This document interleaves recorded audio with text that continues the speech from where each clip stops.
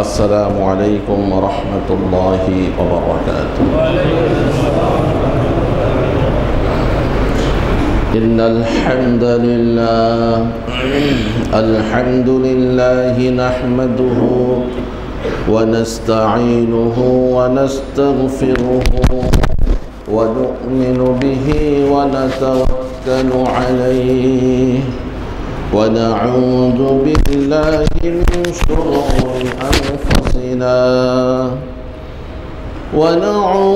بالله من شرور أنفسنا ومن سيئات أعمالنا. من يهد الله فلا مضل له ومن يضلله فلا هادي له. ونشهد أن لا إله إلا الله وحده لا شريك له. ونشهد أن سيدنا وسندنا وحبيب ربنا وأولانا ومولانا محمدا عبده ورسوله. أما بعد فقد قال الله سبحانه وتعالى: أعوذ بالله من الشيطان الرجيم. بسم الله الرحمن الرحيم. يا أيها الذين آمنوا كتب عليكم الصيام كما كتب على الذين من قبلكم لعلكم تتقون.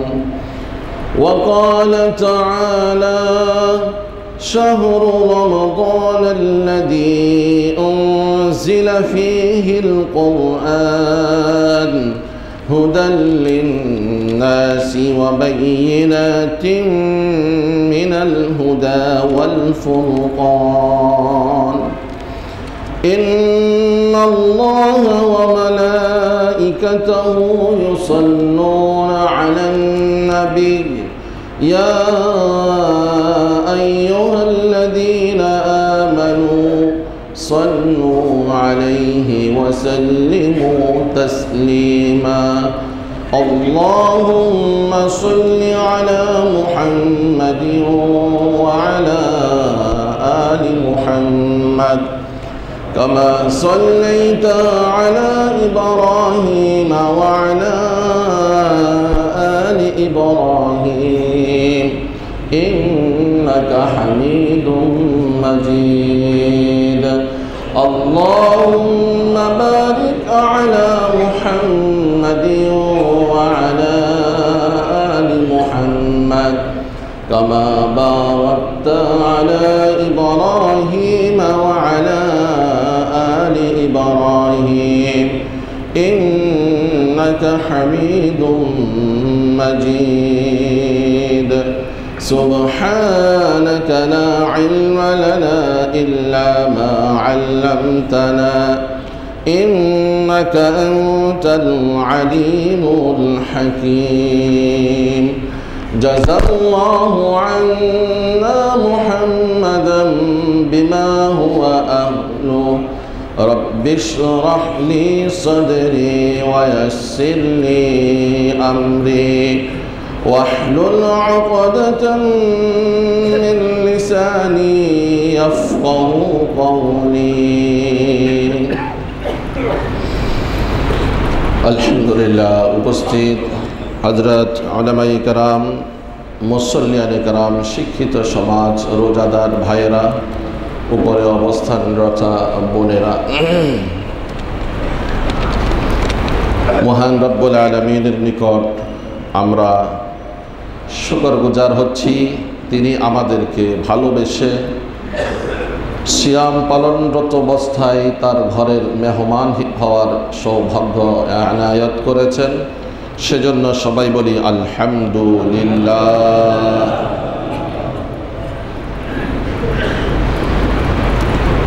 রমাদান মাস শুরু হয়ে গেছে। এই রমাদান মাসকে কিভাবে আমরা ফলপ্রসূ করতে পারি, আমরা রমজানকে কিভাবে কাটাইতে পারি, আমাদের করণীয় এবং বর্জনীয় এই বিষয়ে, এবং আমাদের আরও একটি ফরজ বিধান যাকাত, আমরা সর্বশেষ এই প্রসঙ্গেও কিছু কথা বলার চেষ্টা করব। ওমা তাওফীকি ইল্লা বিল্লাহ আলাইহি তাওয়াক্কালতু ওয়া ইলাইহি উনীব। আল্লাহুম্মা সাল্লি আলা মুহাম্মাদ ওয়া আলা আলি মুহাম্মাদ। সম্মানিত ভাইয়েরা, রমাদান ফরজ হয়েছে যে আয়াতের মাধ্যমে, এই আয়াতটি আলহামদুলিল্লাহ আমাদের অনেকেরই মুখস্থ আছে, তাই না? আল্লাহ তাআলা বলেন, কি বলেন? ইয়া আইয়ুহাল্লাযীনা আমানু।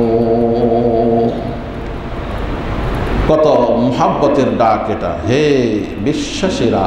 এই জায়গায় কিন্তু ইয়া আইয়ুহান নাস বলেননি।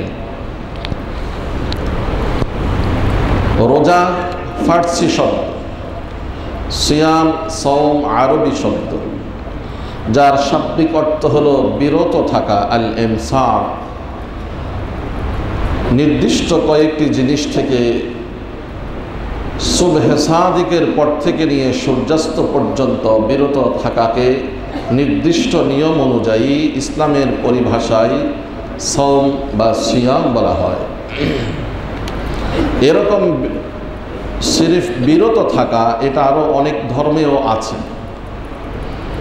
তো সেই ধর্মের লোকজনও এই ধরনের বিরত থাকে, পানাহার থেকে বিরত থাকে, যৌনাচার থেকে বিরত থাকে, তারপরেও তাদের সেই বিরত থাকাকে সওম বা সিয়াম বলা হবে না।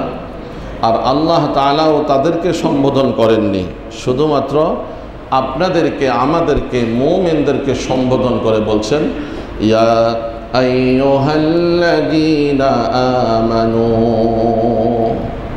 মুফাসসিরিনে কেরাম বলেন, মা যখন সন্তানকে ছেলে হলে বাবা বলে ডাক দেয়, এ আদরের সুরে কেমন যেন আল্লাহ তাআলা আমাদেরকে ডাক দিয়েছেন, বলি সুবহানাল্লাহ। কুতিবা আলাইকুমুস সিয়াম, তোমাদের উপরে রমজান মাসের সিয়াম ফরজ করে দেওয়া হয়েছে, যেমন পূর্ববর্তীদের উপরে ফরজ করে দেওয়া হয়েছিল। উদ্দেশ্য কি? যেন তোমরা মুত্তাকি হয়ে যেতে পারো। রমাদান মাস এমন একটি মাস, কোরআনুল কারীমে বৎসরে 12টি মাসের মধ্যে শুধু একটি মাসের কথা আল্লাহ উল্লেখ করেছেন, সেই মাসটির নাম হলো রমাদান, বলি সুবহানাল্লাহ। রমাদান শব্দটি রমদুন শব্দ থেকে, মূল ধাতু থেকে আসছে, রা মিম দাদ, রমদুন। রমদুন শব্দের অর্থ হলো কোনো কিছুকে জ্বালিয়ে ছাই করে দেওয়া, ভস্ম করে দেওয়া। রমাদান মাস, এই মাসে মুমিনগণ যারা শয়তানের প্রতারণায় পড়ে ধোঁকার শিকার হয়ে গুনাহ করে বসে, সেই গুনাহ সমূহকে মাহে রমাদানে আসলে সিয়াম পালনের মাধ্যমে এবং কিয়ামুল লাইলের মাধ্যমে, মুনাজাতের মাধ্যমে, দোয়ার মাধ্যমে, তাওবা ইস্তিগফারের মাধ্যমে কেমন যেন জ্বালিয়ে পরিষ্কার করে দেওয়া হয়। সুবহানাল্লাহ। এই জন্যেই এই মাসকে রমাদান বলা হয়। আমরা তো অনেকেই মনে করি রমজান মাস অটোমেটিক বৎসর ঘুরলেই এক মাস চলে আসে, এর সেরকম কোনো গুরুত্ব, তাৎপর্য আমরা আমাদের জীবনে বেশি একটা উপলব্ধি করি না। যদিও বা আমাদের যারা ইবাদত বন্দেগী আপনারা করেন, আপনাদের চাইতেও অন্য আরেকটা শ্রেণী এই রমজান মাসের তাৎপর্য বেশি উপলব্ধি করে। সেটা হলো আমাদের দেশের বণিক ভাইয়েরা, ব্যবসায়ী ভাইয়েরা। তারা ওই ব্যবসার পারপাসেই রমজানের তাৎপর্য বুঝেন। অথচ এই রমাদান মাস কেমন তাৎপর্যপূর্ণ মাস আপনারা জানেন। আমাদের মাথার উপরে আসমান আছে, কয়টি আসমান? 7টি আসমান। এই আসমানগুলো নিয়মতান্ত্রিকভাবে ক্লোজড, বন্ধ থাকে। আসমানের দরওয়াজা আছে। আমরা যে উপরের দিকে তাকাচ্ছি, এই যে নীল আকাশ দেখছি, আসলেই তো আকাশ দেখছি না, এটা শূন্য দেখছি। এই শূন্য খালি জায়গা, এগুলো নিয়েই আমাদের বিজ্ঞানীদের গবেষণা। আসমান পর্যন্ত এখনো পৌঁছা সম্ভব হয়নি। বলেন আল্লাহু আকবার। হাদিসের ভাষ্য অনুযায়ী এক আসমান থেকে, জমিন থেকে আসমান পর্যন্ত যতটুকু দূরত্ব ফাঁকা, ঠিক প্রথম আসমান থেকে দ্বিতীয় আসমান পর্যন্ত ওই পরিমাণ দূরত্ব এবং ফাঁকা। আল্লাহু আকবার। এরকম প্রত্যেকটা আসমান বন্ধ থাকে। রব্বুল আলামিন মাহে রমাদানের তাৎপর্য তুলে ধরতে গিয়ে রাসূলের মাধ্যমে ব্যাখ্যা করান। রাসূল বলেন, ইদা দাখালা রমাদানু ফুতিহাত আবওয়াবুস সামা। বুখারী। যখন রমাদান মাস প্রবেশ করে, রমজান মাসের সৌজন্যে, রমজান মাসের সম্মানার্থে আল্লাহ তাআলা আসমানের দরওয়াজা সমূহকে খুলে দেন। বলেন সুবহানাল্লাহ। কেন খুলে দেন? রমজানের সম্মানার্থে। মুমিনগণ আমল করবেন, এই আমলগুলো সরাসরি আল্লাহর কাছে পৌঁছে যাবে। বলেন সুবহানাল্লাহ। আসমান সমূহ যে বন্ধ থাকে, এটা তো আমরা বিশ্বাস করি, তাই না? আল্লাহ রাসূল সাল্লাল্লাহু আলাইহি ওয়াসাল্লাম যখন মেরাজে গিয়েছেন, বাইতুল মুকাদ্দাস থেকে যখন ঊর্ধ্ব জগতে গমন করছেন, প্রত্যেক আসমানে কথোপকথন হয়েছে ফেরেশতাদের সাথে। জিবরাইল গিয়ে নক করলেন, দাখাল বাব। ভেতর থেকে আওয়াজ আসলো, মান? উত্তর দেওয়া হলো, জিবরাইল। আবার প্রশ্ন, ওয়ামান মাআক? আপনার সাথে দ্বিতীয় ব্যক্তিকে? বললেন, হাদা মুহাম্মাদুন। তারপরে বললেন, তার ব্যাপারে কি আসার পারমিশন হয়েছে? বললেন যে আহা, হয়েছে। সাথে সাথে খুলে দিয়েছেন, ওই আসমানে আল্লাহ রাসূল প্রবেশ করলেন। সুবহানাল্লাহ। এই কথোপকথন মেরাজের হাদিস আমরা সকলেই জানি। প্রমাণিত হয়ে গেল আসমান থাকে বন্ধ। আল্লাহ তাআলা এই মাহে রমাদানের কারণে এই আসমান সমূহকে খুলে দিয়েছেন। বলি সুবহানাল্লাহ। কেন খুলে দিয়েছেন? রমজানের সম্মানার্থে। এটা হলো প্রতীকী সম্মান। আমাদের শহীদ ভাইয়েরা মারা গেছেন, আমরা তাদের সম্মান প্রকাশ করি ফুল, পুষ্প, স্তবক অর্পণের মাধ্যমে, বিভিন্নভাবে সম্মান প্রদর্শন করি, প্রতীকী সম্মান। ঠিক রব্বে করিম এই মাহে রমাদানের এইভাবে সম্মান প্রদর্শন করছেন। আরও আসুন, জান্নাত সৃষ্টি। অন্য বর্ণনায় আসছে, ওয়াফুতিহাত আবওয়াবুল জান্নাহ। রমজান মাস যখন প্রবেশ করে, আল্লাহ তাআলা জান্নাতের দরওয়াজা সমূহকে খুলে দেন। সুবহানাল্লাহ। অন্য বর্ণনায় আসছে, প্রত্যেক মুমিনের যেই নির্ধারিত জান্নাত আছে, ওই জান্নাতকে রমজানের প্রথম রাত্রি থেকে সাজানো হয়। সুবহানাল্লাহ। তাহলে কি পরিমাণ গুরুত্ব রমজানের আল্লাহ তাআলা দিয়েছেন।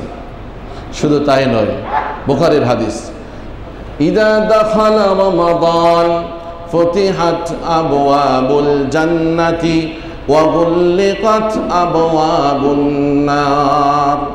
একদিকে জান্নাতের দ্বারসমূহকে খুলে দেওয়া হয়, অপরদিকে জাহান্নামের দ্বারসমূহকে বন্ধ করে দেওয়া হয়।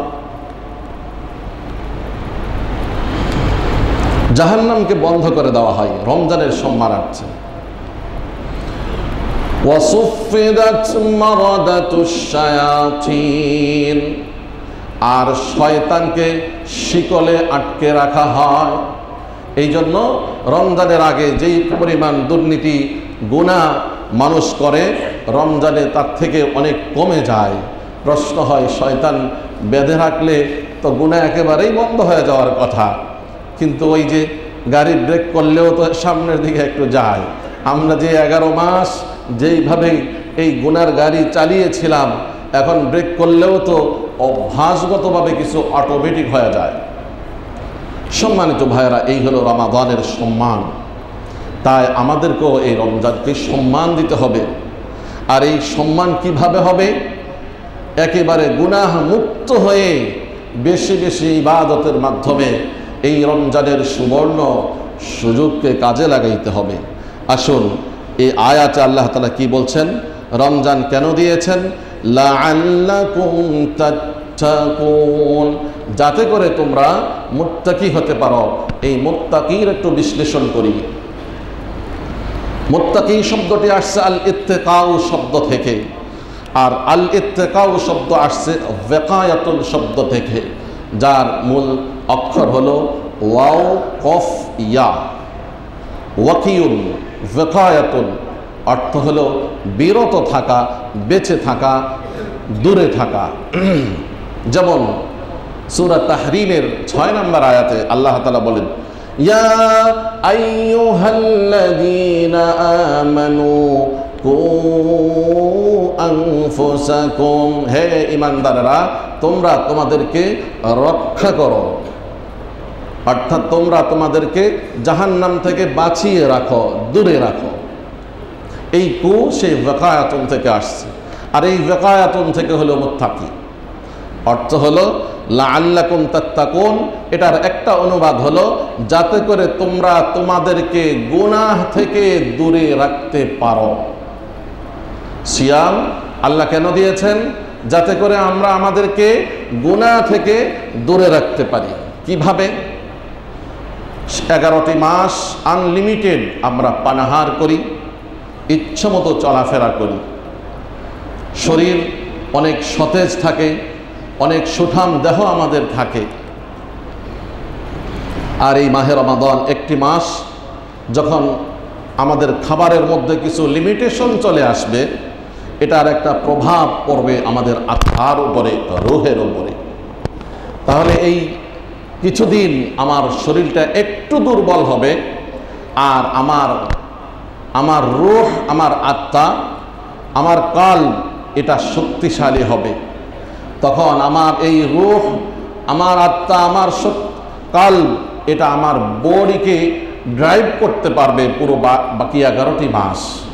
তখন আমার বডি আমার রুহের অধীন থাকবে, অর্থাৎ কোনো খারাপ কাজের নির্দেশ আমাকে কেউ করতে পারবে না, বরং আমার রুহ সবসময় ইবাদতমুখী হয়ে আমার বডিকে ওই ইবাদতেই পরিচালনা করতে পারবে। বলি সুবহানাল্লাহ।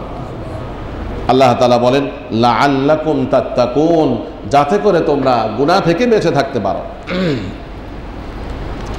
তাই আমাদের উচিত হবে আমরা গুনাহ বর্জন করব। মাহে রমাদান আল্লাহ আমাদেরকে দিয়েছেন কত দয়া করে। 11টি মাস আমরা গুনাহ করি, ওই গুনাহ সহ একসাথে রমজান মাসে আল্লাহ মাফ করে দিবেন। বলেন সুবহানাল্লাহ। বুখারীর 38 নম্বর হাদিস, হযরত আবু হুরায়রা রাদিয়াল্লাহু তাআলা আনহু থেকে বর্ণিত, রাসূল বলেন, মান সামা রমাদানা ঈমানান ওয়া ইহতিসাবান গুফিরা লাহু মা তাকদ্দামা মিন যামবিহি। রাসূল বলেন, যে ব্যক্তি রমজান মাসের সিয়াম পালন করবে ঈমানান, ঈমানের সহিত, ওয়া ইহতিসাবান, সওয়াবের প্রত্যাশী হয়ে, তাহলে তার পূর্বের সমস্ত গুনাহসমূহ মাফ করে দেওয়া হবে। বলে সুবহানাল্লাহ। অন্য একটি হাদিসে আসছে আল্লাহ তাআলা মুমিনদের গুনাহ মাফ করার জন্য ইবাদতের সেটিংসটা এত সুন্দর করে দিয়েছেন।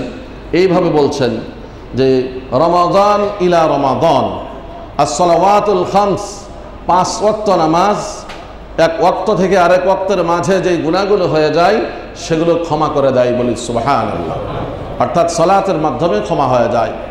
ঠিক ওয়াল জুমআতু ইলাল জুমআ, এক জুমা থেকে পরবর্তী জুমা পর্যন্ত যেই গুনাহগুলো হয় সেই গুনাহগুলো আল্লাহ মাফ করে দেন। সুবহানাল্লাহ। ওয়া রমাদান ইলা রমাদান, এক রমজান থেকে নিয়ে পরবর্তী রমজান পর্যন্ত যেই গুনাহগুলো হয়ে যায় সেই গুনাহগুলো আল্লাহ ক্ষমা করে দেন। বলি সুবহানাল্লাহ। এই যে গুনাহগুলো আল্লাহ ক্ষমা করে দেন, এর জন্য কিছু শর্ত আছে। এই শর্ত সাপেক্ষে যদি আমরা সিয়াম পালন করতে পারি, জুমার সালাত আদায় করতে পারি, 5 ওয়াক্ত সালাত যদি আমরা শর্ত সাপেক্ষে আদায় করতে পারি, নিশ্চিত আল্লাহ তাআলা আমাদের গুনাহসমূহকে মাফ করে দিবেন ইনশাআল্লাহ। আসলে এই শর্তগুলো জেনে নিই। নাম্বার 1, 1 নাম্বার শর্ত হলো যেটি বুখারীর প্রথম হাদিসে বলা হয়েছে, ইন্নামাল আ'মালু বিন্নিয়াত। নিশ্চয় যেই কোনো আমল নির্ভর করে, সওয়াব নির্ভর করে নিয়তের উপরে। আপনারা জানেন, আপনাদের জানা আছে, হয়তোবা আমি এখন আবার আলোচনা করলে আপনার হয়তো আশ্চর্য হয়ে যাবেন। শুধু এই তাসহিহে নিয়ত, বিশুদ্ধ নিয়তের অভাবে মানুষ আমল করেও জাহান্নামে যাবে, বলেন নাউজুবিল্লাহ। বিশুদ্ধ নিয়তের অভাবে সিয়াম পালন করেও জাহান্নামে যাবে, বলেন নাউজুবিল্লাহ। বিশুদ্ধ নিয়তের অভাবে মানুষ হজ করেও, মানুষ যাকাত দিয়েও, মানুষ দান খয়রাত করেও জাহান্নামে যাবে, বলেন নাউজুবিল্লাহ। শুধু যে মানুষ পাপাচারের কারণে, গুনাহের কারণে জাহান্নামে যাবে তা নয়, ইবাদত করেও জাহান্নামে যাবে নিয়ত সহি না থাকার কারণে। প্রসিদ্ধ হাদিস আপনারা শুনেছেন, কাল কিয়ামতের ময়দানে রব্বুল আলামিন হিসাবের কাঠগড়ায় যখন উপস্থিত হয়ে হিসাব পর্ব যখন শুরু করবেন, তখন সর্বপ্রথম যারা আমল করেছে ওই আমলকারীদেরকে ডেকেই জাহান্নামে হিসাব নিকাশ ছাড়া পাঠিয়ে দিবেন, বলেন নাউজুবিল্লাহ। 1 নাম্বার, আলেম দিয়ে শুরু করবেন। ইলম শিক্ষা করা এটা সওয়াবের কাজ। ইলম শিক্ষা করার মতো সওয়াব আর পৃথিবীতে কোনো কাজ নেই, কোনো আমল নেই। অন্য কোনো আমলের জন্য আল্লাহ তাবারক ওয়া তাআলা রাসূলকে বলেননি অমুক আমলটি বেশি বেশি করুন। একেবারে স্পেসিফিকলি ইলমের জন্য আল্লাহর রাসূলকে নির্দেশ দিয়েছেন যে এই ইলমের জন্য আমি আল্লাহর কাছে প্রার্থনা করুন যেন আমি আপনাকে ইলম বৃদ্ধি করে দিই। ওয়া কুর রাব্বি জিদনি ইলমা, হে নবী আপনি বলুন, হে প্রভু আপনি আমার ইলমকে বৃদ্ধি করে দেন। তাহলে ইলম এটা ইবাদত, ইলম এটা কি? ইবাদত। এই ইলম যে জানছে, শিক্ষা গ্রহণ করেছে, শুধুমাত্র আমাদের মতো যাদেরকে আলেম বলা হয় তারা নয়, বরং যারা দ্বীন সম্পর্কে জানে তাদেরকেও ডাকা হবে। আলেমকে ডেকে বলা হবে যাও জাহান্নামে যাও। সে বলবে কারণ কি? বলবে কারণ হলো যে তুমি ইলম শিখেছ এই জন্য, মানুষের সাথে বাহাস করার জন্য, বিতর্কে জড়ানোর জন্য, মানুষ তোমাকে বড় বিদ্বান বলার জন্য, মানুষ তোমাকে বড় আলেম বলার জন্য যা চেয়েছ সেটা দুনিয়াতে পেয়ে গেছ। এখন আমার কাছ থেকে আর পাওয়ার কিছু নেই, সরাসরি জাহান্নামে চলে যাও, বলি নাউজুবিল্লাহ। শুধু শুনলেই হবে না, এটা আমার সাথে ফিট করতে হবে, যে না জানি আমার বিদ্যার অবস্থাও কোনো সেরকম হয়ে যায় কিনা। 2 নম্বরে ডাকা হবে একজন শহীদকে। এই পৃথিবীতে আমলের মধ্যে ইলমের পরে সবচাইতে মহামূল্যবান আমল হলো শহীদ। শহীদের ব্যাপারে আমরা জানি, শহীদকে আল্লাহ তাআলা এমন পাওয়ার দিবেন যে পাওয়ার আর কেউ পাবে না। সেই শহীদকে ডেকে বলা হবে যাও জাহান্নামে চলে যাও। শহীদ প্রশ্ন করবে কারণ কি? বলা হবে তুমি তো শহীদ আমি আল্লাহর সন্তুষ্টি অর্জনের জন্য হওনি, তুমি তো শহীদ হয়েছ যেন মানুষ তোমাকে বীর বিক্রম বলে, সেই জন্য। অতঃপর তাকে অপদস্থ করে জাহান্নামে ফেলে দেওয়া হবে, বলি নাউজুবিল্লাহ। তারপরে ডাকা হবে একজন বড় দানশীল ব্যক্তিকে, বলা হবে জাহান্নামে চলে যাও। সে প্রশ্ন করবে হে আল্লাহ এমন কোনো খাত বাকি ছিল না যেখানে আমি দান খয়রাত করিনি। আল্লাহ তাআলা বলবেন সবই ঠিক আছে, তবে তোমার নিয়ত সহি ছিল না, বিশুদ্ধ নিয়ত ছিল না, নিয়তে গড়বড় ছিল, পচা নিয়ত ছিল, ভেজাল নিয়ত ছিল। মানুষ তোমাকে দানবীর বলে বাহবা দিবে, সেই জন্য তুমি দান করেছ, সরাসরি জাহান্নামে চলে যাও, নাউজুবিল্লাহ। সহিহ হাদিস। এখান থেকে যেই মেসেজ আপনাকে নিতে হবে যে আমল হইতে হবে বিশুদ্ধ নিয়তে। অতএব যেই কোনো ভালো আমল করব কাকে খুশি করার জন্য করব? অনেকে ভাবেন আমি তো আমল করি, গুনাহ কিছু হয় তো গুনাহ তো অটোমেটিক আমলের দ্বারা ডিলিট হয়ে যাবে, মুছে যাবে। কিন্তু ভাই, গুনাহ কার্যকরী হওয়ার জন্য কোনো শর্ত নাই। আমল কার্যকরী হওয়ার জন্য যেমন শর্ত আছে, এই গুনাহ এটা কবুল হওয়ার জন্য কোনো শর্ত নাই। তো আমল কবুল হওয়ার জন্য তো শর্ত। আপনি ভাবতে পারেন আমি জুমার সালাতে আসছি, গত জুমা থেকে এই জুমা পর্যন্ত যে গুনাহগুলো হয়েছে অটোমেটিক মাফ হয়ে গেছে, কিন্তু আমার এই জুমার সালাতটা ওই কোয়ালিটি সম্পন্ন তো হইতে হবে, যে কোয়ালিটি সম্পন্ন হইলে সে নিজে টিকে থেকে আমার আগের গুনাহগুলোকে সে ডিলিট করবে, সেটার ব্যাপারে তো আমার কোনো কনফিডেন্স নেই। এই জন্য আসুন এক নাম্বার তাসহিহে নিয়াত, আমরা নিয়তকে খালেস করি।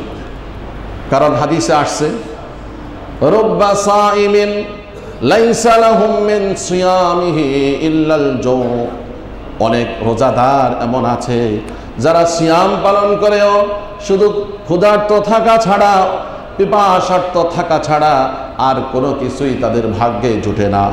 কেন? কারণ তাদের নিয়ত খারাপ, সেজন্য। তাই এক নম্বরে আসুন আমরা আমাদের নিয়তকে সহি করি। প্রত্যেক দিন সিয়াম পালন করার সময় মনে মনে জেনে নেব, মনে মনে হাজির করে নেব এইভাবে, হে প্রভু, এই সিয়াম শুধুমাত্র আপনার ফরজ বিধান পালন করার উদ্দেশ্যেই আমি এই সিয়াম পালন করছি, মেহেরবানি করে আপনি কবুল করে নিন। সিয়ামের মাধ্যমে তাকওয়া কেন আসে? কারণ সিয়াম এমন একটি ইবাদত, এই ইবাদতে মানুষ চাইলে দুর্নীতি করতে পারে, ভেজাল করতে পারে। আর যে ব্যক্তি এই সিয়ামে দুর্নীতি করবে না, ভেজাল করবে না, বোঝা গেল সে অ্যাকুরেট, একেবারে আল্লাহর জন্যই ইবাদত করছে। একা একই ঘরে আছি, কেউ নাই, চাইলে পেট ভরে খেতে পারি দিনের বেলায়, মন ভরে পানি পান করতে পারি, তারপরেও করে না। একটা শক্তি তাকে বাধা দিচ্ছে, সেই শক্তিটা কি? সেটাই হলো তাকওয়া, আল্লাহ ভীতি। সম্মানিত ভাইরা, এক নম্বর শর্ত বললাম বিশুদ্ধ নিয়ত, দুই নম্বর শর্ত হলো ঈমান। এই হাদিসে বলা হয়েছে, বুখারীর এই 38 নম্বর হাদিসে বলা হয়েছে ঈমানান, ঈমানের সহিত যিনি সিয়াম পালন করবেন। আচ্ছা, আমরা যারা সিয়াম পালন করছি আমাদের ঈমান আছে না? নিঃসন্দেহে ঈমান আছে, তাই না? তাহলে বুখারীর এই হাদিসে রাসূল কেন বললেন মান সামা রমাদানা ঈমানান ওয়া ইহতিসাবান, যে ব্যক্তি সিয়াম পালন করবে ঈমানের সহিত। আল্লাহ তো ঈমানদারদেরকে সিয়াম পালন করতে বলছেন, ইয়া আইয়ুহাল্লাযীনা আমানু। আবার রাসূল কেন বললেন মান সামা রমাদানা ঈমানান? এর কারণ ভালো করে জেনে নিই। ঈমান এই জন্য বলেছেন, মুহাদ্দিসিনে কেরাম ব্যাখ্যা করেছেন। অপর একটি হাদিস, আল হাদিস ইউফাসসিরু বা'দুহু বা'দান, এক হাদিস অপর হাদিসের ব্যাখ্যা করে। অন্য একটি হাদিসে আসছে, যারা হাদিস চর্চা করেন আপনারা জানবেন, রাসূল বলছেন আয-যানি লা ইয়াজনি ওয়া হুয়া মুমিনুন, আস-সারিকু লা ইয়াসরিকু ওয়া হুয়া মুমিন। একজন ব্যভিচার করতে পারে না যখন তার মধ্যে ঈমান থাকে। একজন চোর চুরি করতে পারে না যখন তার মধ্যে ঈমান থাকে। ব্যাখ্যা কি? অর্থাৎ সে যখন জেনায় লিপ্ত হয় মুহূর্তের জন্য ঈমানটা বের হয়ে যায়। হাদিসে এইভাবে বুঝিয়েছে কাযুল্লাতি আলা ফাওকি রাসি, অর্থাৎ তার মাথার উপরে ছায়ার মতো ওই ঈমানটা ঘূর্ণমান থাকে, ঘুরতে থাকে। বলেন সুবহানাল্লাহ। একজন চোর যখন চুরি করে তখন তার মধ্য থেকে ঈমানটা বের হয়ে যায়, বের হয়ে গিয়ে ঘুরতে থাকে, চুরি শেষ আবার ওই ঈমানটা রিটার্ন করে। বলেন আল্লাহু আকবার। এই জায়গায় মান সামা রমাদানা ঈমানান বলে রাসূল বুঝিয়েছেন, মুহাদ্দিসিনে কেরাম বলেন যে ব্যক্তি সিয়াম পালন করবে ঈমান অবস্থায়, অর্থ হলো গুনাহ বর্জন করে। কারণ কেউ যদি গুনাহরত অবস্থায় সিয়াম পালন করে তখন তার মধ্যে ঈমান থাকে না, হাদিস প্রমাণ। তাহলে বোঝা গেল মান সামা রমাদানা ঈমানান আই মুজতানিবান আনিদ যুনুব, অর্থাৎ গুনাহ থেকে মুক্ত হয়ে যিনি সিয়াম পালন করবেন। দুই, ওয়া ইহতিসাবান, এবং সওয়াবের আশায়। আমরা অনেক সময় অনেকেই সিয়াম পালন করি, আরে গতানুগতিক সিয়াম পালন করি। আল্লাহ রাসূল বলছেন গতানুগতিক সিয়াম পালন করলে, ট্রেডিশনাল সিয়াম পালন করলে হবে না। যেমন মনে করেন, এমনও কি আছে সমাজে মানুষ গতানুগতিক সিয়াম পালন করে? হ্যাঁ আছে। এটার প্রমাণ হলো কিছু কিছু ভাইয়েরা সিয়াম পালন করেন এদের সিয়াম পালন করা না করা সমান সমান, তারপরেও কেন সিয়াম পালন করে? অন্যরা কি বলবে? যেমন মনে করেন সিয়াম পালন করে ঠিকই, সিয়ামের মতো একটা বিধান ফরজ সালাত সেটা পালন করে না, দেধারসে ঘুরতেছে, সিয়াম পালনরত অবস্থায় জোহরের সালাত কোথায় কখন চলে যাচ্ছে খবরেই রাখে না। এরকম মানুষ কি সমাজে নেই? আছে। সিয়াম পালন করছে ঠিকই,